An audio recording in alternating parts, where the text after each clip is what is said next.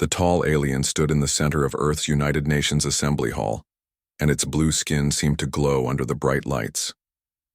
Ambassador Velthar of the Galactic Council had arrived 3 days ago with the most important message humanity had ever received. The message was simple and terrible at the same time. Hyunsik watched from his seat in the military section and felt his jaw tighten as the alien spoke.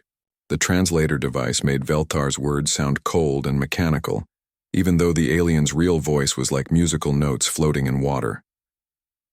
The Galactic Council has made its final decision about the human species, Velthar announced, and every person in the hall held their breath. Your species must provide 80% of your population for relocation to preservation worlds across the galaxy, the alien continued, and the hall erupted in angry shouts. Velthar waited for silence before speaking again. You must also cease all military development immediately and accept permanent quarantine within your solar system. Nari sat in the science advisor section and her hands trembled as she took notes. She had worked with alien species for 12 years since first contact, and she knew this was not a request. The Galactic Council never made requests to species they considered inferior. This was a death sentence disguised as mercy. The alien ambassador raised one of its 4 arms for silence. The Council understands this may seem harsh to your primitive understanding, but this action is necessary for galactic peace. Velthar explained, and its large black eyes showed no emotion. Your species shows dangerous tendencies toward violence and expansion that threaten established galactic order. Teho stood up from his admiral's chair and his voice cut through the murmurs in the hall. What if we refuse? He asked, and his tone was calm, but everyone could hear the steel beneath his words. Velthar turned its attention to the human admiral, and something that might have been amusement flickered across its alien features. Refusal is not possible, Admiral Teho, the alien replied, and it pronounced the human name carefully. The Council fleet consists of 2,000 warships from 847 member species. Your entire planet has perhaps 50 vessels that barely qualify as military craft. The alien was wrong about Earth's military capabilities, but Teho said nothing. He simply nodded and sat back down while his mind raced through calculations and contingency plans. The secret projects hidden in asteroid belts and moon bases were humanity's only hope now. Mijin watched the proceedings from the public gallery where she sat with other civilian observers. Nobody in the hall knew that she commanded a network of resistance cells spread across every continent on Earth. For 5 years she had been preparing for exactly this moment because her intelligence sources had warned her it was coming. The underground facilities her people had built looked like mining operations or research stations to orbital surveillance. In reality, they were weapons factories and training centers where humans learned to fight wars among the stars. The aliens thought they were dealing with a single planet of primitive creatures, but Mijin knew better. Secretary General Williams stood at the main podium and his face was pale but determined. How long do we have to consider this proposal? He asked, though everyone in the room knew it was not really a proposal. 30 standard galactic days, Velthar replied, and its translator made a sound like counting beads. After that time, the Council fleet will arrive to begin enforcement procedures. The alien ambassador turned to leave, but Nari stood up and called out to stop it. Ambassador Velthar, she said, and her voice carried clearly through the silent hall. What guarantee do we have that the relocated humans will be treated well on these preservation worlds? Velthar paused and turned back to face the human scientist. For the first time since arriving on Earth, the alien seemed to show something, like genuine emotion. Dr. Nari, your species will be preserved according to Council standards, it said, and there was something in its tone that made her blood run cold. After the alien left the hall, chaos erupted as world leaders and military officers tried to process what had just happened. Hyunsik made his way through the crowd toward Teho and found the admiral standing quietly by himself, near a window overlooking the city. They have no idea what they are asking for, do they? Hyunsik said quietly, and Teho shook his head. The Council thinks we are helpless primitives with chemical rockets and kinetic weapons, Teho replied, and his voice was grim. They have been watching us for 15 years, but they only see what we want them to see. Nari joined them by the window, and her scientific mind was already working on the problem. The preservation world concept does not match their stated goals, she said thoughtfully. If they wanted to preserve human genetic diversity, they would need much smaller population samples. 80% suggests something else entirely. Mijin appeared beside them as if from nowhere, and the three government officials were not surprised. They had been meeting secretly for years, preparing for this day. My sources in the outer colonies have confirmed Council fleet movement, she reported quietly. They are not coming here to negotiate. The four of them stood together, looking out at the city where millions of humans went about their daily lives, unaware that their entire species faced extinction. Children played in parks while their parents worked in offices and factories. None of them knew that alien warships were already moving toward Earth. Project Prometheus is ready, Taeho said finally, and the others nodded. They had hoped never to use humanity's ultimate weapon, but the Council had left them no choice. Hidden in the outer reaches of the solar system were technologies that would shock even the most advanced alien civilizations. The Deep Space Monitoring stations report the Council fleet will arrive in exactly 30 days, Mijin added, and her voice was steady despite the magnitude of what they faced. They are confident this will be over quickly. Hyun-sik smiled, and it was not a pleasant expression. Let them come, he said, and turned away from the window. They think they know what humans are capable of when cornered, but they have never seen us truly angry. The meeting broke up, and each of them returned to their official duties, but all of them carried the same knowledge. In 30 days, the Galactic Council would discover that humanity was far from primitive and very far from helpless. The aliens had made the mistake of threatening not just human lives, but human freedom. Nari returned to her laboratory and began sending coded messages to human colonies scattered throughout the solar system. Research stations on Europa and Titan would soon transform into military command centers, while mining operations in the asteroid belt prepared to reveal their true purpose. Taeho made his way to a secure communication center, where he contacted ship captains, who officially did not exist. The vessels under his command were hidden in the dark spaces between worlds, waiting for orders that he had hoped never to give. Mijin disappeared into the underground networks that connected every major city on Earth. Her people had been preparing for this war longer than anyone, and they were ready to show the Galactic Council what human ingenuity could accomplish when survival was at stake. The Council had given humanity 30 days to surrender, but they had also given humanity 30 days to prepare. It would prove to be the greatest mistake in galactic history. Do-hyun stood in his laboratory deep beneath the Swiss mountains and watched as the dark matter containment field stabilized around the newest prototype weapon. The device looked simple enough from the outside, but it contained enough concentrated energy to tear a hole in space itself. The Galactic Council had no idea that humans had been working with exotic matter for over a decade. Field stability at 98%, his assistant called out, and Do-hyun nodded with satisfaction. The aliens thought human science was limited to primitive chemical reactions and basic nuclear fusion, but they were catastrophically wrong. Human scientists had been reverse engineering alien technology since the first Council ships arrived at Earth. Ye-jin sat in her command center 3 kilometers away, and her fingers moved across holographic displays that showed Council communication networks spanning half the galaxy. For 7 years she had been infiltrating their systems one connection at a time, and the aliens never suspected that their most secure channels were compromised. I have visual confirmation on the Council fleet, she announced through her headset, and her voice remained calm despite what she was seeing. 2,000 ships just as they claimed, but their formations show they expect no real resistance. The alien fleet moved through space with the confidence of predators approaching helpless prey. Their warships were massive and powerful, but they were also slow and predictable. Council military doctrine had not changed in centuries because no species had ever successfully challenged their authority. Jin Woo floated in the command center of the starship Indomitable and felt the familiar thrill of commanding humanity's most advanced vessel. The ship existed in a state of quantum flux that made it invisible to most sensors, while its weapons could strike targets through dimensional barriers that conventional shields could not block. All stealth ships report ready status, he announced to his crew and watched as tactical displays showed dozens of human vessels moving into position.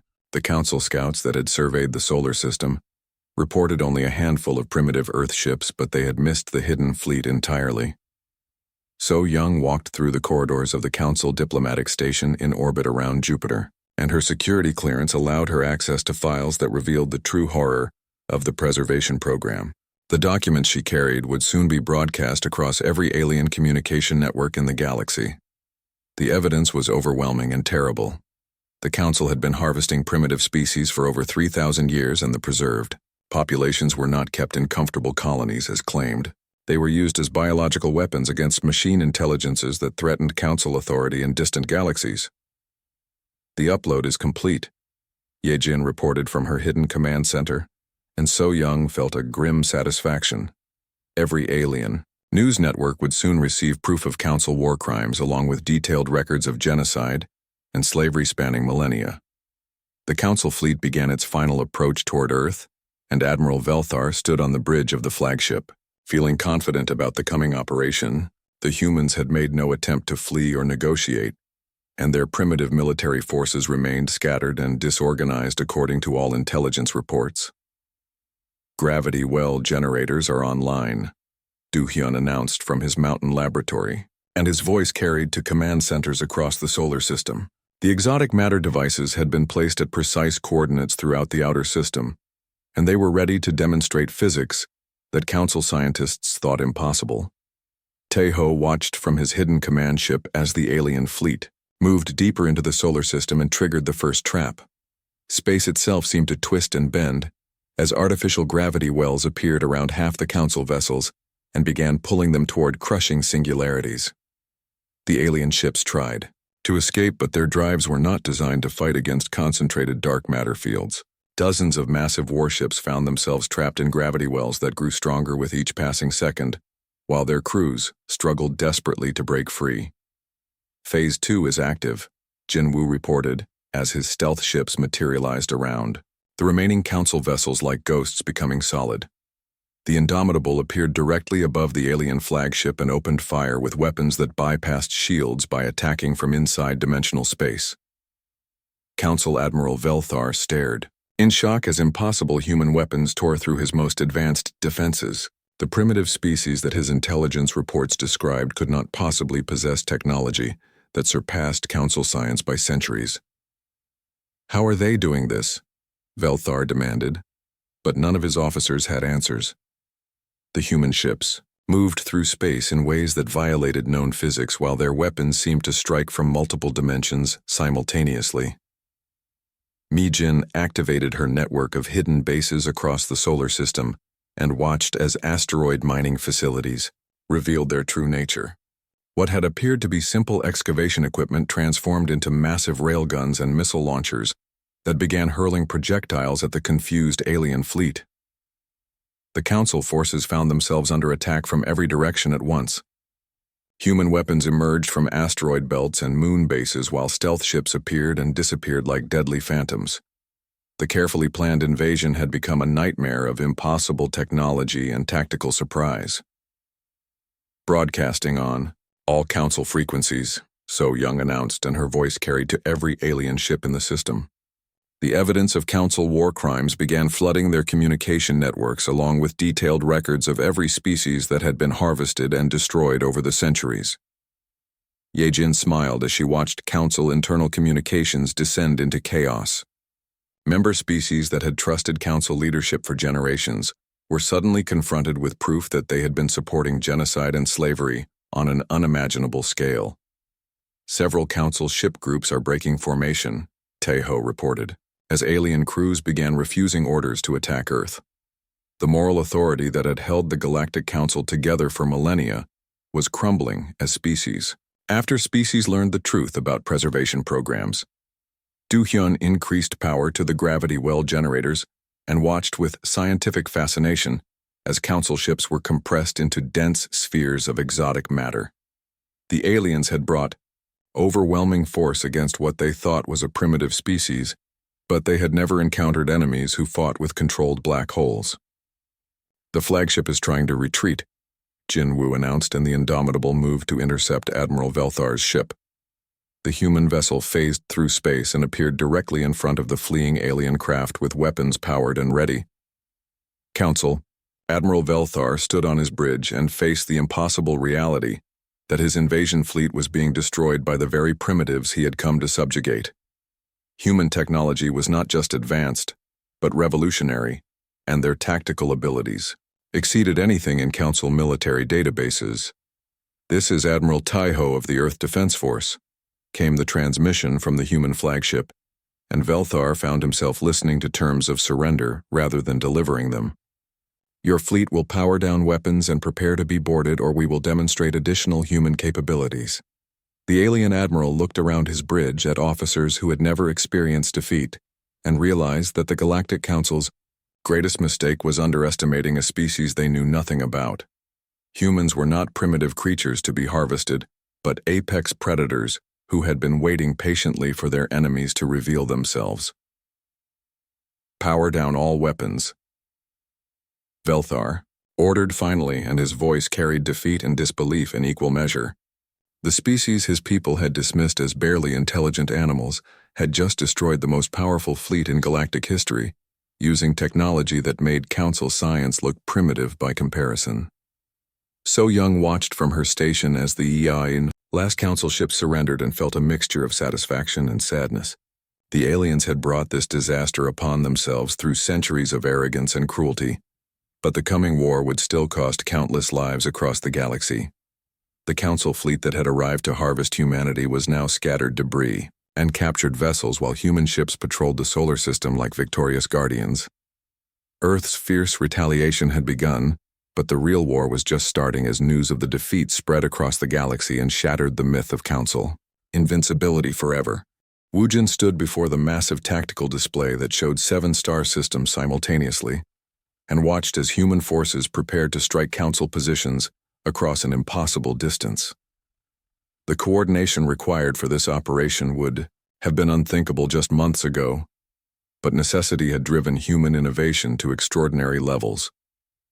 "All strike teams report ready," came the voices of commanders scattered across light years of space, and Wu Jin felt the weight of history on his shoulders.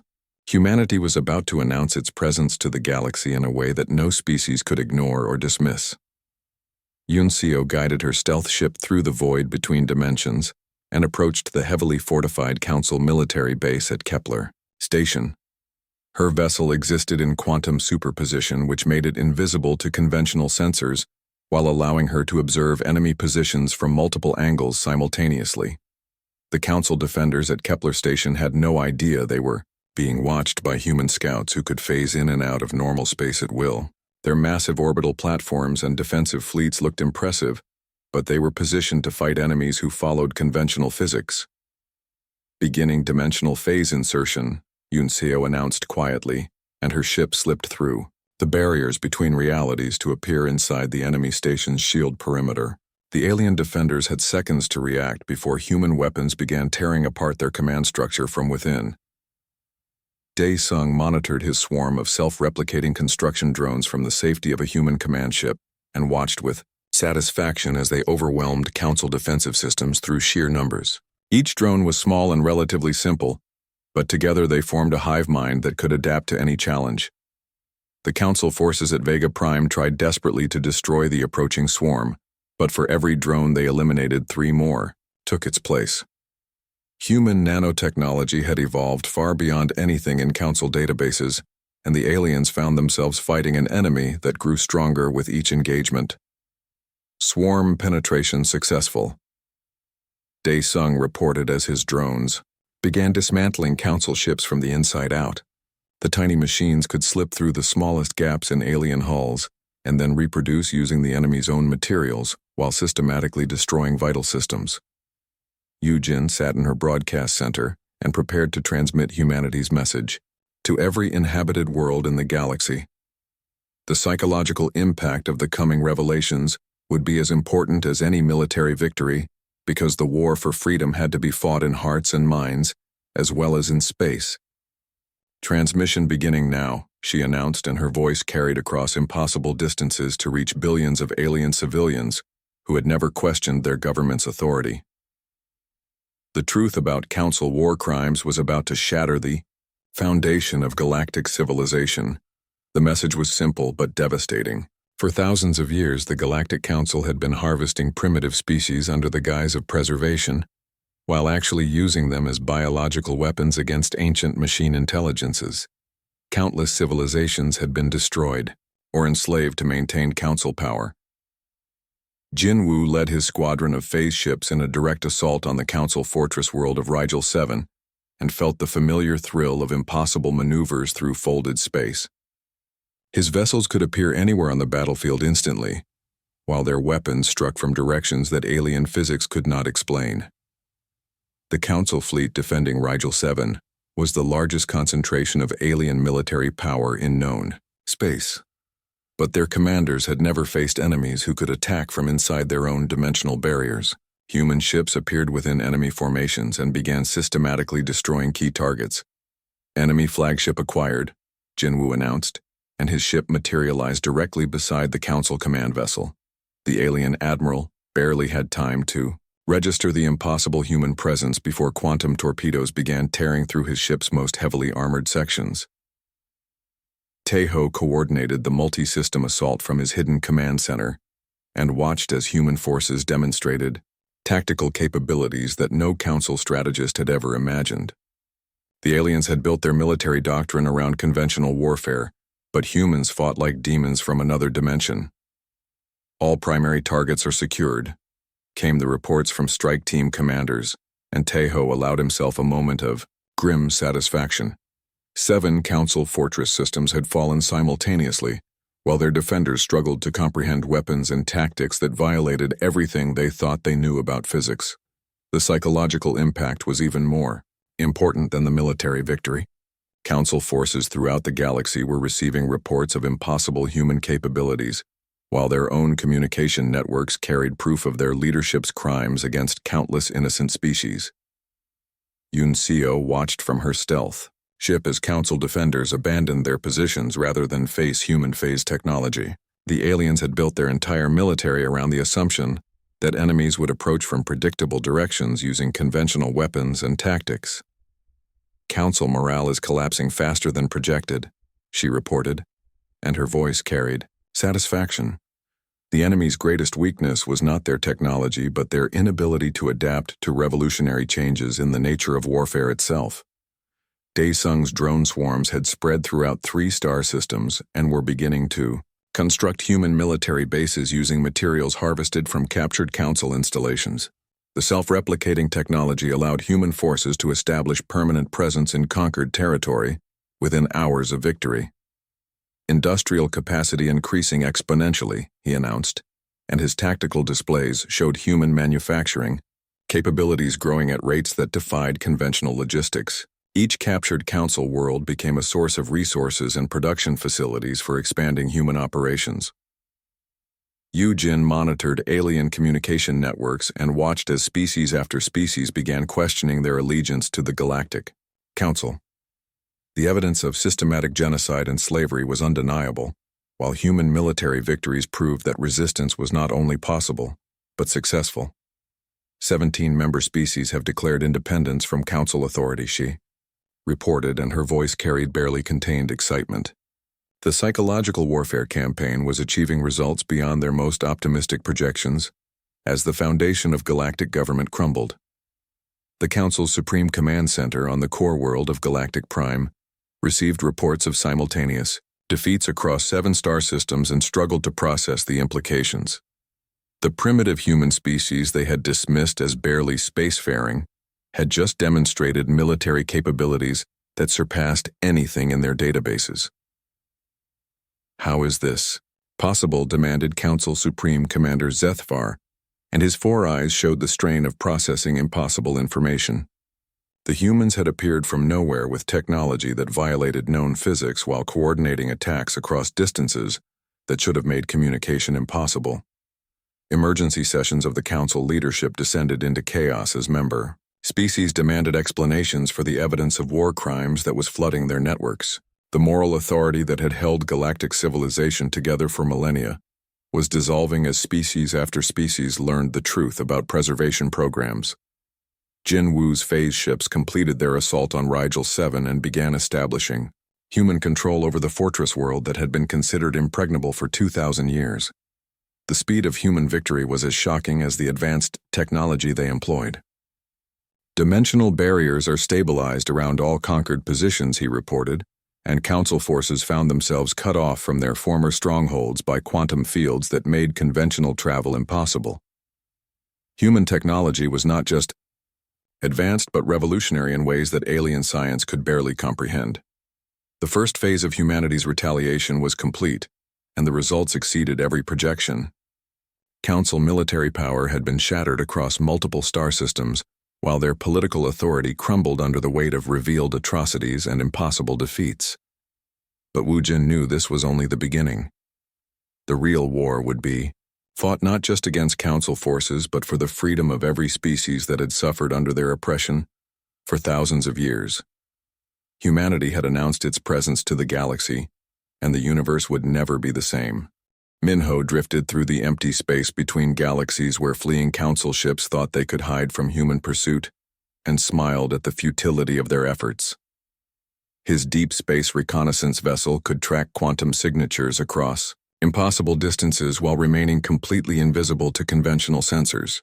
Located another refugee fleet at coordinate 77 Alpha. He reported through dimensional communication links that made instantaneous contact possible across the vast emptiness. The Council ships were scattered and demoralized, but they still carried weapons that could destroy entire worlds if they reached populated systems. The alien crews had no idea they were being stalked by predators who could follow their trail through folded space itself. Human technology had evolved beyond the need for conventional travel, and Minho's ship existed in multiple dimensions simultaneously while tracking its prey.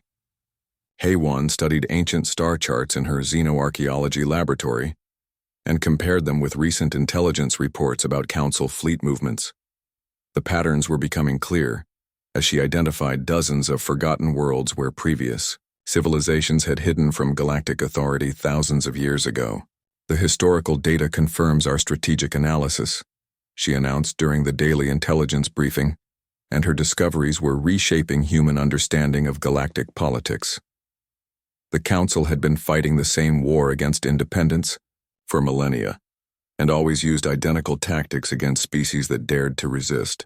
Her research revealed that humanity was not the first species to develop revolutionary technology in response to Council oppression.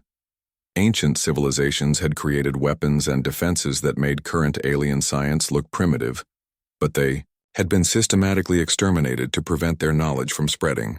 Sungmin walked through the refugee camps on liberated worlds and listened to stories of Council oppression that had been hidden from galactic awareness for generations. Former slave species were finally free to speak about the horrors they had endured while their worlds were stripped of resources and populations. The coalition grows stronger each day, he reported as more species joined the human-led resistance against Council authority. Each liberated world became a source of intelligence about Council operations, while providing new allies who understood exactly what they were fighting against. The diplomatic challenges were immense because many species had been broken by centuries of oppression and needed time to rediscover their courage. Sungmin's job was to help them remember what freedom meant, while building alliances that could survive the coming conflict. Ji-Yan commanded the rapid response fleets that pursued fleeing Council forces across the galaxy and prevented them from regrouping for counterattacks. Her ships could appear anywhere in known space within hours through dimensional jump technology that made conventional pursuit impossible.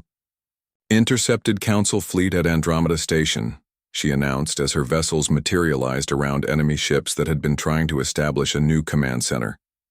The aliens barely had time to raise shields before human weapons began systematically disabling their most dangerous capabilities.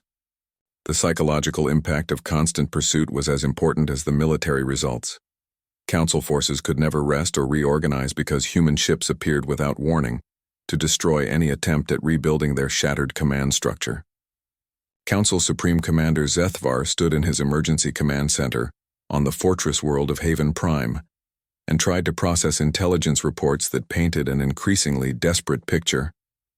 Human forces were not content with defensive victory but were actively hunting down every council ship and installation across known space.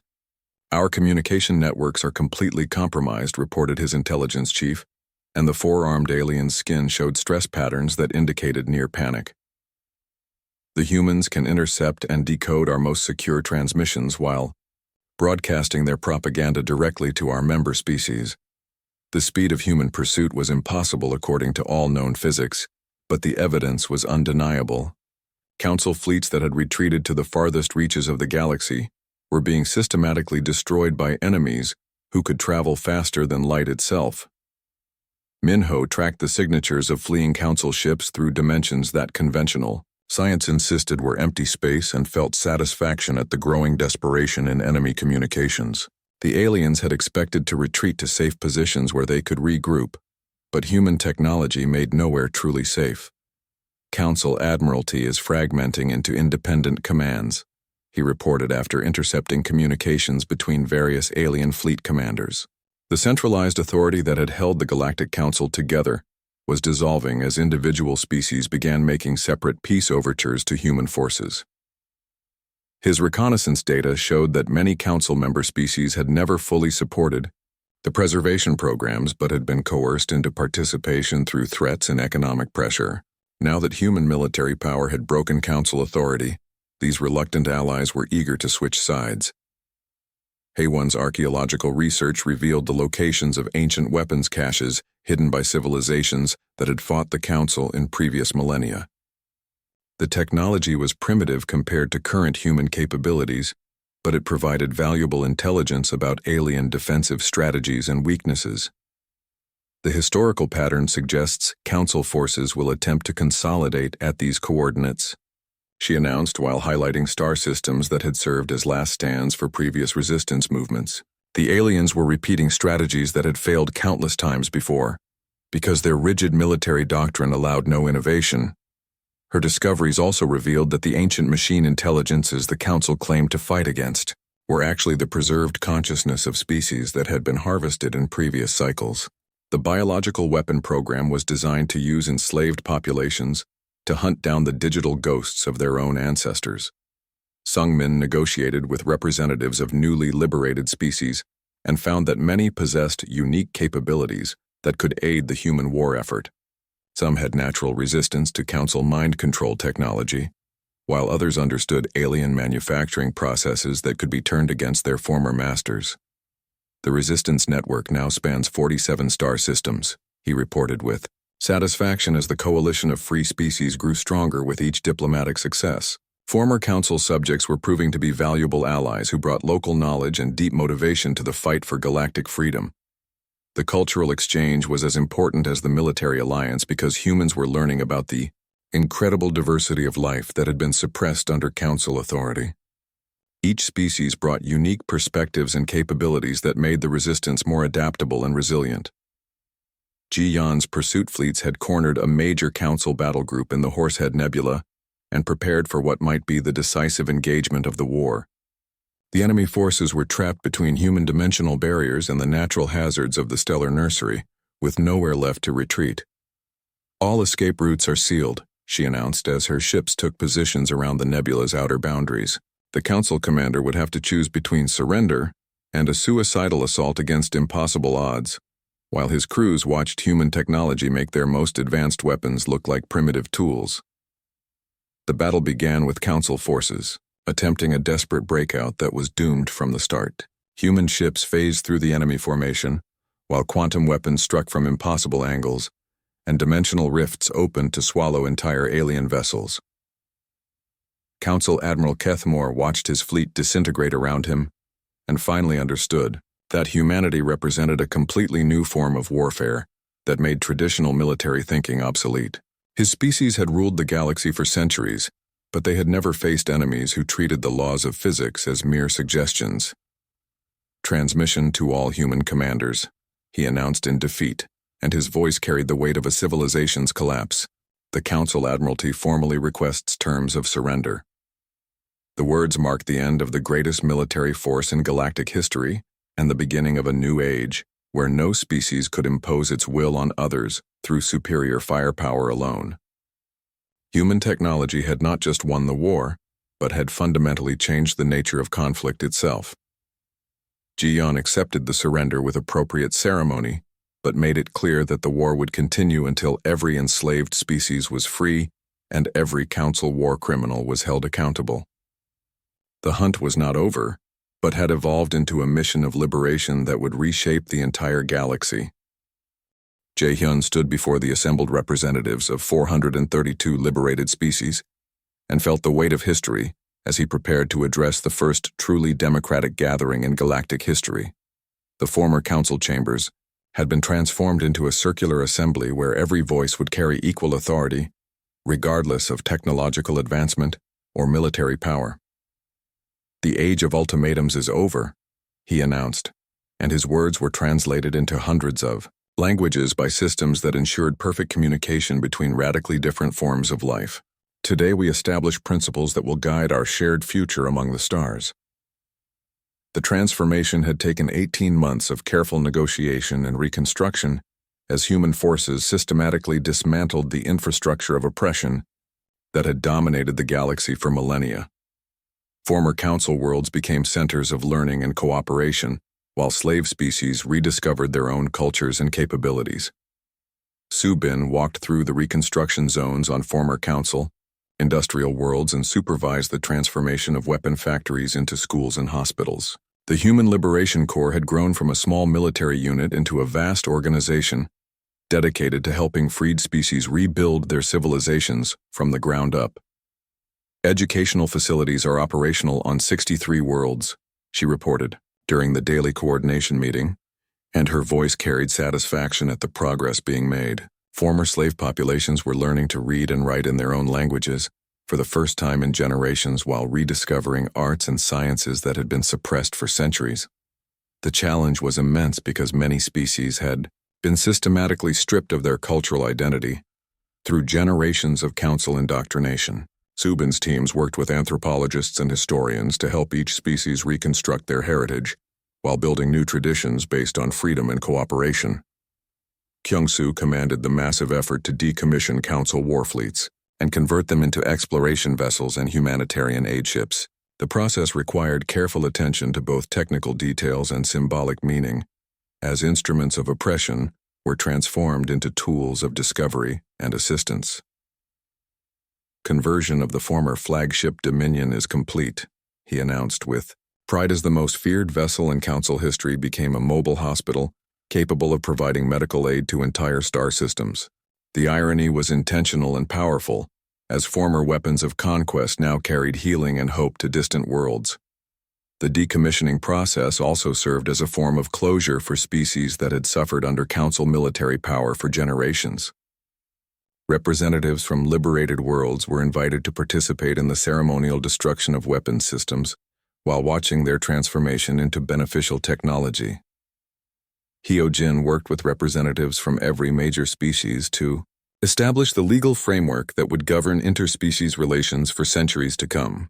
The new galactic constitution was based on principles that seemed simple, but had revolutionary implications for how different civilizations would interact.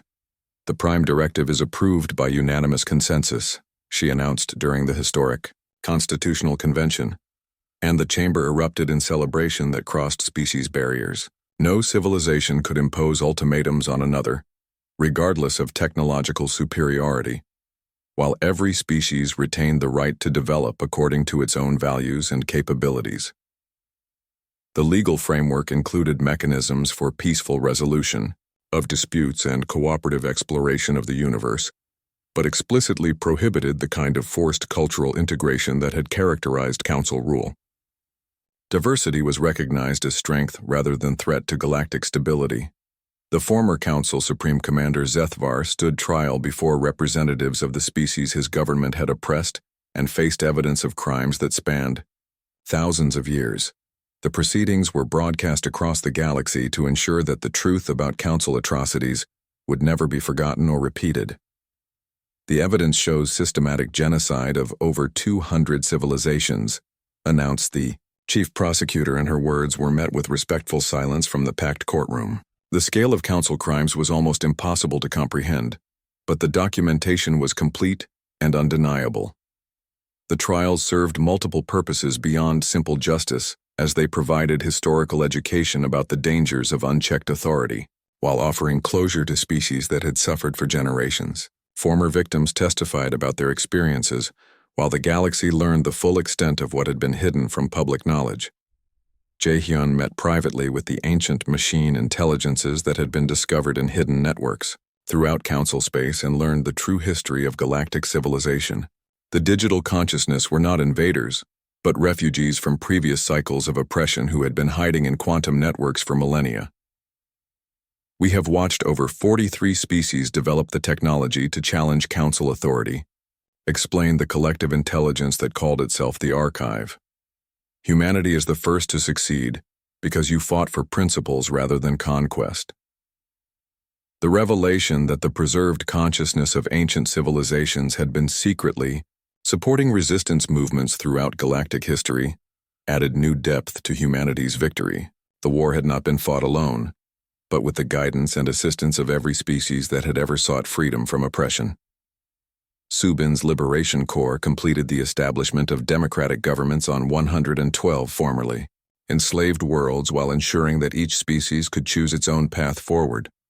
Some opted for complete independence, while others formed voluntary associations based on shared interests and compatible values. The transition to self-governance is proceeding smoothly, she reported, and her satisfaction was shared by millions of beings who were experiencing political freedom for the first time in their species' recorded history. The diversity of governmental systems that emerged proved that there was no single correct way to organize civilization. The cultural renaissance that followed liberation exceeded all projections as species after species rediscovered artistic traditions and scientific innovations that had been suppressed for generations. New forms of music and literature emerged while ancient technologies were combined with modern discoveries to create unprecedented possibilities. Kyung-soo oversaw the completion of the most ambitious project in galactic history as former council.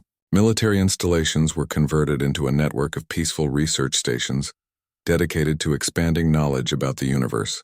The transformation was both practical and symbolic, as instruments of war became tools of exploration. The Deep Space Observatory Network is fully operational, he announced, as the last converted battle station came online in the void between galaxies.